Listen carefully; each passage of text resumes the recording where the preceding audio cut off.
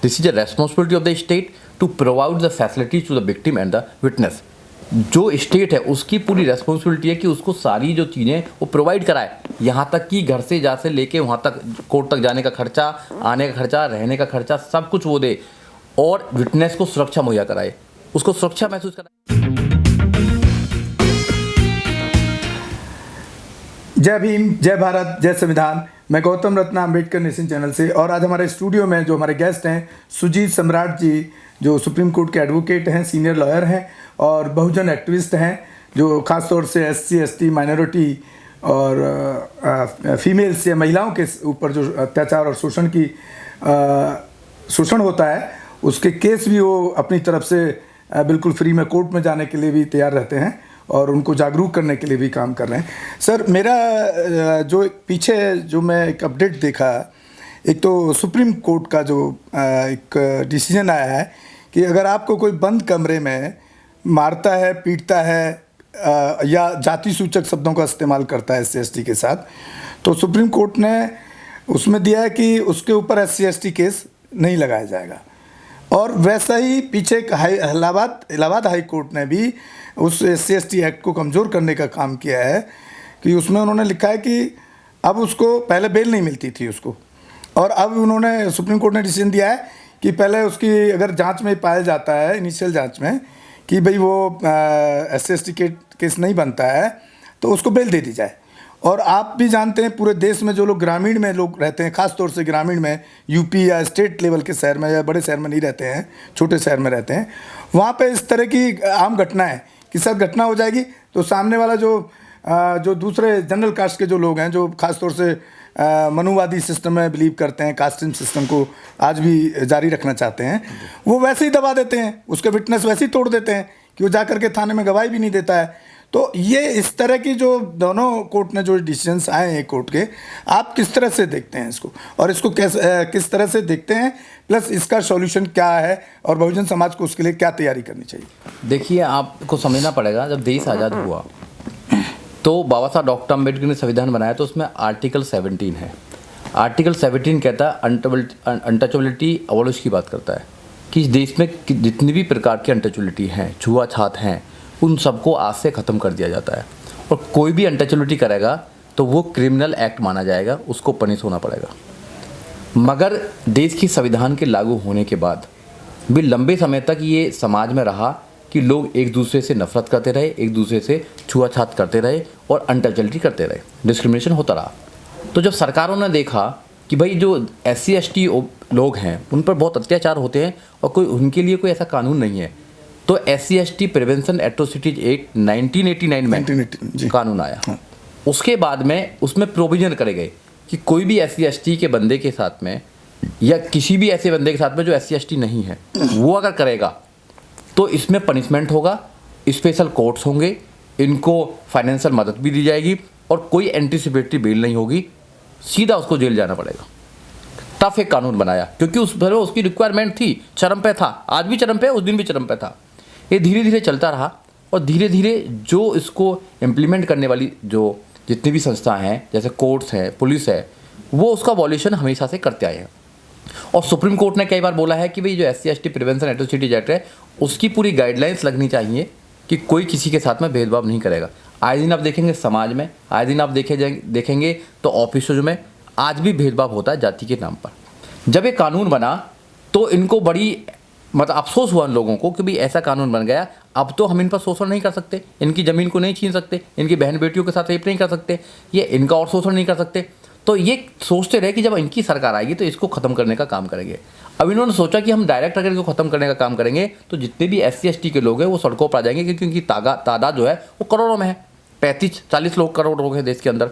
तो इन्होंने supreme court के माध्यम से 20 मार्च 2018 को जो केस है, जो हमारा जो कानून है, एक्ट है, उसको डाइल्यूट करने का काम किया कि आपको पहले रजिस्ट्रेशन, उसको FIR कराने के लिए परमिशन लेनी पड़ेगी, आपको इन्वेस्टिगेशन होगी उसकी, उसके बाद में अरेस्ट किया जाएगा, एंटीसिपेटरी बेल मिल जाएगी। मतलब जो एक ताकतवर एक कानून बनाया था उसको ख़त्म कर दिया। मगर इस देश के SC ST जो लोग हैं वो सड़कों पर आए 2 अप्रैल 2018 को। जब 2 अप्रैल 2018 को इस देश के अंदर बहुत बड़ा आंदोलन हुआ, उसका कोई नेतृत्व नहीं कर रहा था, बड़ा आंदोलन हुआ क्योंकि लोगों से कनेक्टेड ये इशू था। तो उसमें 13 बच्चे हमारे शहीद हुए और हमारे लाखों लोग जेलों में गए। तो इनको लगा कि नहीं, ये लोग जागरूक हो रहे हैं, अम्बेडकरवादी लोग हैं, इनके कानून को ना बदला जाए। इस कानून को वापस सरकार ने फिर दोबारा से लागू कर दिया। मगर इनको सोचा कि नहीं, कानून तो बहुत खतरनाक है, तो ये सुप्रीम कोर्ट के माध्यम से धीरे धीरे ये उसको कमज़ोर कर रहे हैं। आज भी आपने देखा एंटीसिपेटरी बेल मिल जाती है उसमें। और जितने भी SC ST के, मैं दिल्ली में प्रैक्टिस करता हूँ तो मैं रात दिन देखता हूँ कि SC ST prevention atrocity act के जितने भी वो आते हैं, केस आते हैं, उनमें FR लगा दी जाती है। दिल्ली में वैसे FR नहीं लगाई जाती केस में, मगर उनमें केस में FIR लगाई जाती है। जो एक प्रोविज़न है, उनको कंपनसेशन नहीं दिया जाता है। तो दिल्ली में तो कहते हैं कि भाई कोई एट्रोसिटी नहीं है, जबकि हर दूसरा आदमी जाति का नाम लेकर गाली देता है। आपने देखा, अगर एट्रोसिटीज नहीं है, जातिवाद नहीं है, तो इस देश में दलितों के साथ में क्यों अत्याचार होते हैं? मैं अपना एक एग्जांपल देना चाहूँगा खुद ही इस तरह का, कि किस तरह का जातिवाद है वो आपको बताना चाह रहा हूँ।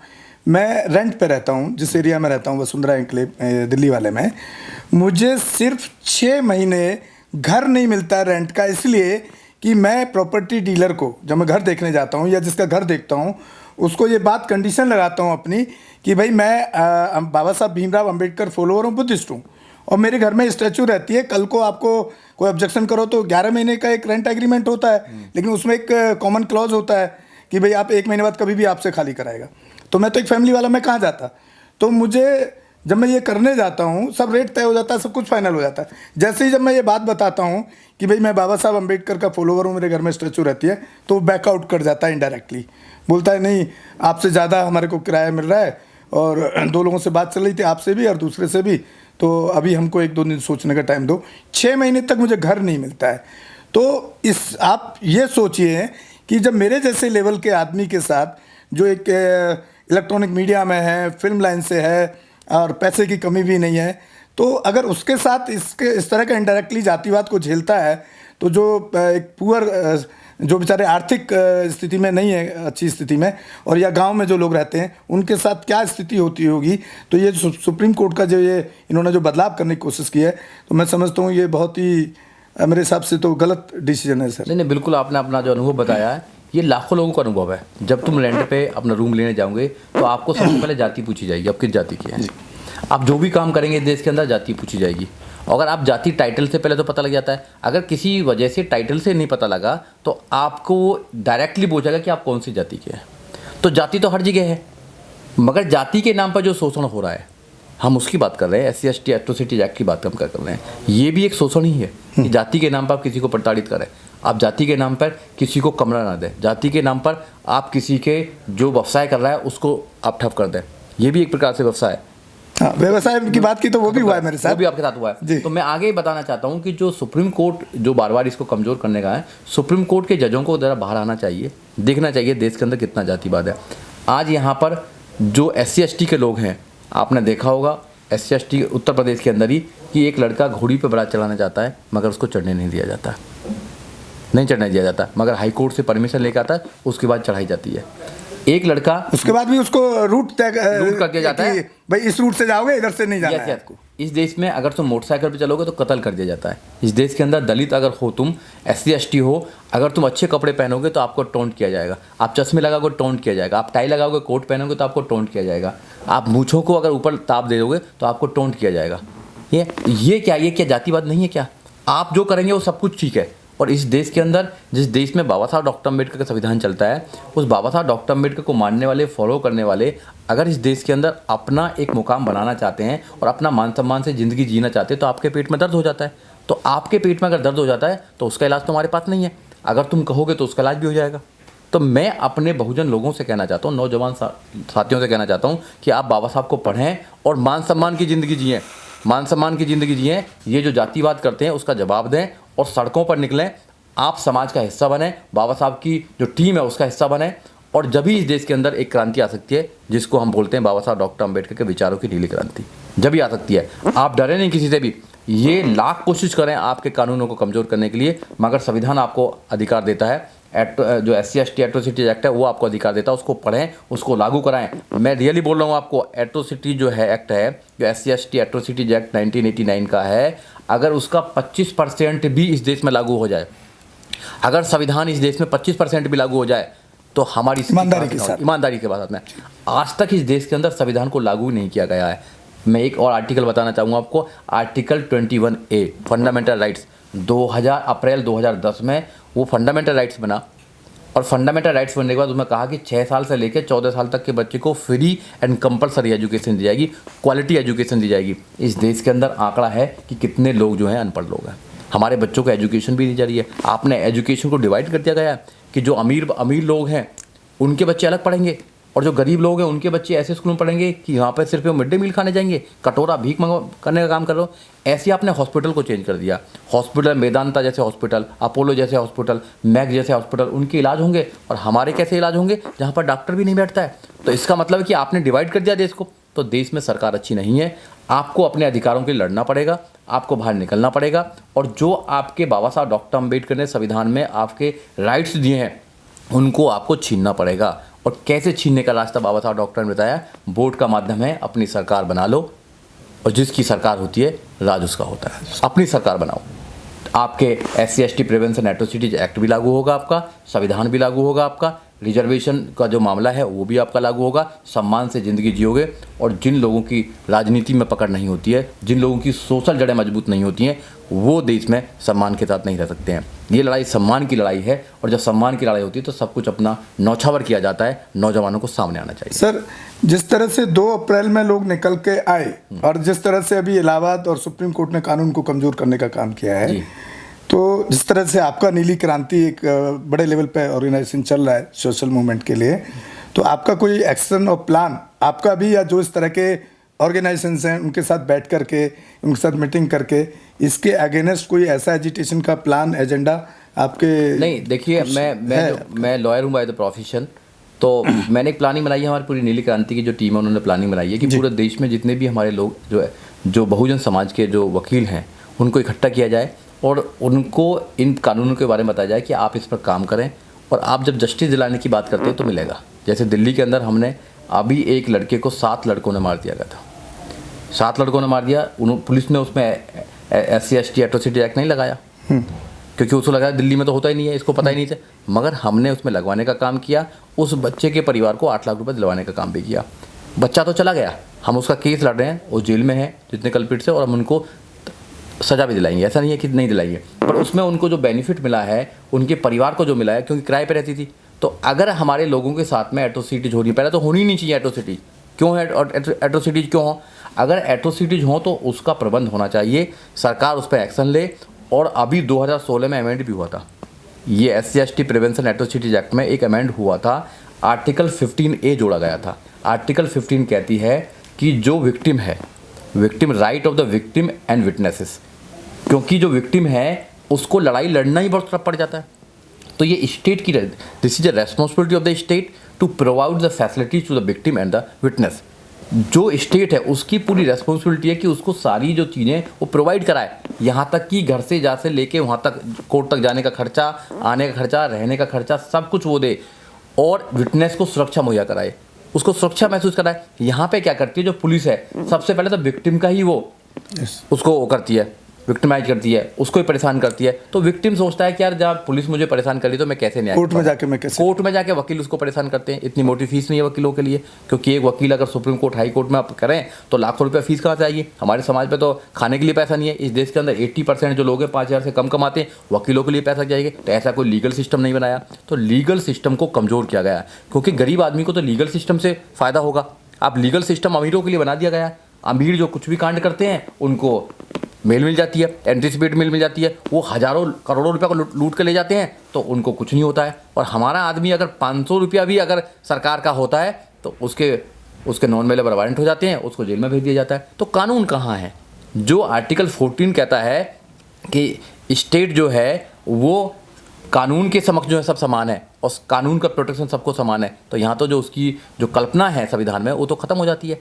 तो यहाँ कानून के समक्ष ना तो सब समान है और ना कानून सबको समान प्रोटेक्शन देता है। ये गवर्नमेंट की रेस्पॉन्सिबिलिटी है। This is a responsibility of the government provide all the facility to the people of this country, क्योंकि we the people of India, हम भारत के लोग हैं। भारत के संविधान के आप देखें, प्रियम्बल देखें आप, तो वहाँ पर लिखा B the people of India, हम भारत के लोग। तो भारत के लोगों के लिए जो संविधान ताकत देता है, अधिकार देता है, वो सरकार को देना चाहिए। मगर सरकार की गलत नीयत है, वो जानबूझकर आपके अधिकारों को मार रही है, जानबूझकर वो आपके अधिकारों को नहीं देना चाहती, जानबूझकर वो आपके बच्चों को एजुकेशन नहीं देना पा रही। अगर एजुकेशन दे देंगे तो आप जैसे लोग बन जाएंगे पत्रकार, मेरे जैसे वकील बन जाएंगे, वो फिर सरकार की आंखों में आंखें डालकर सवाल पूछेंगे कि तुमने आज तक गलत क्यों कर रहे हो, तुम हमारे अधिकार क्यों नहीं दे रहे हो। इसलिए अनपढ़ बनाए रखना चाहती है, मजदूर बनाए रखना चाहती है। आपको समझना पड़ेगा पॉलिसी, जो बहुजन लोग जितने भी हैं, आपकी जो प्राथमिकता है वो दूसरी हो सकती हैं, मगर आज प्राथमिकता अपने अधिकारों को बचाने की है। आपको सारी चीज़ छोड़कर आप सरकार की तरफ जाएं, आप सरकार को मजबूत करें। जब तुम्हारी सरकार होगी तो तुम्हें एजुकेशन मिलेगी, रोजगार मिलेगा, सम्मान मिलेगा, सुरक्षा मिलेगी, सब कुछ मिलेगी। इसी पर काम करें सारा हो। और 2022 में आपको मौका है, अगर इस सरकार को उखाड़ना फेंकना है, आपको अपने अधिकारों को सुरक्षित रखना है, SC/ST प्रिवेंशन एट्रोसिटीज एक्ट को सुरक्षित रखना है, संविधान में फंडामेंटल राइट्स को सुरक्षित रखना है, बहन बेटियों की इज्जत को सुरक्षित रखना है, तो आपको मौका है 2022 में उत्तर प्रदेश के अंदर आप इस सरकार को उखाड़ कर फेंकें और बहुजन समाज की आप तो सरकार बनाएं और 2024 में देश से उखाड़ कर फेंकें। मैं तो किसान भाइयों से भी कहना चाहता हूँ कि आपके ये केस जो है, ये जो कानून है, वापस नहीं होंगे कानून, क्योंकि ये जिद्दी सरकार है, ये जिद्दी लोग बैठे हुए हैं। ये आज तक इन्होंने कोई वापस किया ही नहीं। ये हिटलर के लोग बैठे हुए हैं। देखिए SC/ST भी अगर किया उन्होंने तो वापस कर दिया ना, फिर कर दिया ना, तो उनको पता है कि SC/ST कितना बड़ा वर्ग है। आपकी तो इतनी भी नहीं सुनी जा रही है। तो आपने जो सरकार को ताकतवर बनाया, आपके पास में वोट है उत्तर प्रदेश के अंदर, आप 2022 में उस जो सरकार को आप बैकफुट पे लेके आ सकते हैं। और जब तक आप सरकार को नहीं चेंज करेंगे, जब तक आपके कानून भी चेंज होंगे। आप चिल्लाते रहना, आप सड़कों पर चिल्लाते रहना। सैकड़ों लोगों की शहादत हो गई है और बहुत सारे लोग सर्दियों में पड़े हुए हैं, तो आप चिल्लाते रहें, क्योंकि आप उनकी बीमारी को नहीं पकड़ रहे हैं। बीमारी जो बीमारी है इनकी है, वो नाइलाज बीमारी है। ये वायरस है एक प्रकार का, तो वायरस का एक ही एंटीवायरस है, वो अम्बेडकरवाद है। और इस बीमारी का एक इलाज है, वो है वोटिंग की ताकत। वोटिंग की ताकत समझ जाओ आप सारे अधिकारों को आप सुरक्षित कर लेंगे। देखिए साथियों, आप सुन रहे थे सुजीत एडवोकेट, हमारे सुप्रीम कोर्ट के सीनियर एडवोकेट हैं। तो सीधा सीधा उन्होंने नाम नहीं लिया, मैं नाम लेके बोल देता हूँ। भाजपा और ये जो RSS एक वायरस है, इस वायरस को आपको ख़त्म करके 2022 में और 2024 में केंद्र में और 2022 में यूपी के अंदर बहुजन की सरकार बनानी होगी। तभी आपकी कुछ बात बन सकती है, तभी आप जो शोषण और अत्याचार आज झेल रहे हैं पूरा बहुजन समाज और ख़ासतौर से महिलाएं भी उसका शिकार हैं, तो उससे बाहर आप तभी आ सकते हैं कि इन वायरस को आपको ख़त्म करना होगा। इसी के साथ विदा लेते हैं, नेक्स्ट एपिसोड में मिलेंगे किसी और मुद्दे पर। जय भीम, जय भारत, जय संविधान। बुद्धं शरणं गच्छामि। अंबेडकर नेशन चैनल आर्थिक समस्या से गुजर रहा है। अगर आप बहुजन समाज में बाबा साहेब अंबेडकर और तथागत बुद्ध की विचारधारा को अधिक से अधिक लोगों तक पहुंचाना चाहते हैं, तो हमें आर्थिक सहयोग प्रदान करें, ताकि हम अपने चैनल के माध्यम से देश विदेश में समता, बंधुता, एकता और संवैधानिक अधिकारों को ज्यादा से ज्यादा लोगों तक पहुंचा सकें।